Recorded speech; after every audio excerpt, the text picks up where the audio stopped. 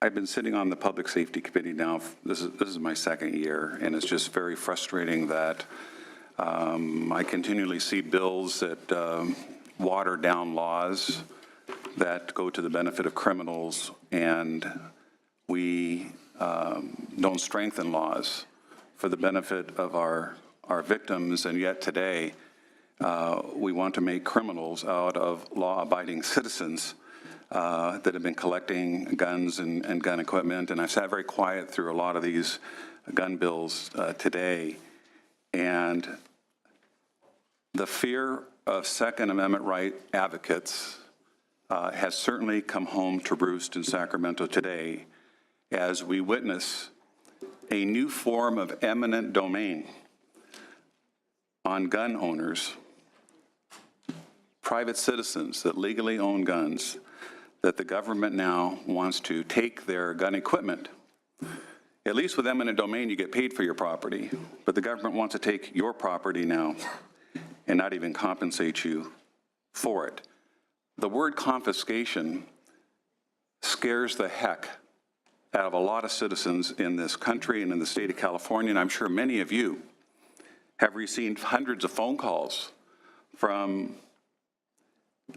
a lot of pro-Second Amendment rights people saying, please vote no against these bills, not take our Second Amendment rights away. I want to thank the advocates that come up here panel after panel, year after year. If this bill is successful and if it is signed by the governor, I think the precedent has been set that the government can and will, if they can, confiscate your guns. It will be future legislatures that will look at what appears to be an assault rifle that is used by the military, that is used in competitions. We talked about the 3-gun competitions. And we will have confiscation of rifles, which incidentally are used in 2.5% of the crimes in the state of California. And certainly, we want to do everything we can to stop the horrific mass shootings that we've seen at schools, and certainly the incident in San Bernardino. But we have to remember that, you know, criminals don't follow the law. It was mentioned that we have millions of these high-capacity magazines that exist all over the country, and most of them are held by law-abiding citizens in their collections. And in fact, the city of Los Angeles enacted a bill or a law, an ordinance very similar to the one that is being proposed here today. It's passed. And if you ask the LAPD how many magazines have been turned in, they will opine that not one has been voluntarily turned in, and I will opine that this becomes law. There will not be a magazine that will be submitted to the government to confiscate it. But I also trust that the advocates will take this to court as an infringement on our Second Amendment rights, and I believe that the courts will opine that our Second Amendment rights have been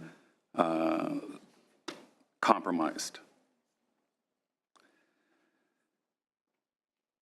So, my friends, it seems to me that this is going to be a debate that's going to be continuing on. We have obviously philosophical differences on the interpretation of the Second Amendment.